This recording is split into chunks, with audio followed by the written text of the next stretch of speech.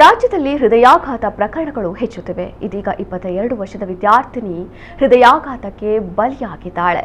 ಚಿಕ್ಕಮಗಳೂರಿನ ಶೃಂಗೇರಿ ತಾಲೂಕಿನಲ್ಲಿ ಈ ಘಟನೆ ನಡೆದಿದೆ. ದಿಶಾ ಮೃತ ವಿದ್ಯಾರ್ಥಿನಿ. ಶಿವಮೊಗ್ಗ ಜಿಲ್ಲೆಯ ತೀರ್ಥಹಳ್ಳಿ ಮೂಲದ ದಿಶಾ ಚಿಕ್ಕಮಗಳೂರಿನ ಶೃಂಗೇರಿಯಲ್ಲಿ ಜೆಸಿಬಿಎಂ ಕಾಲೇಜಿನಲ್ಲಿ ಅಂತಿಮ ವರ್ಷದ ಬಿಕಾಂ ವ್ಯಾಸಂಗ ಮಾಡ್ತಾ ಇದ್ಲು.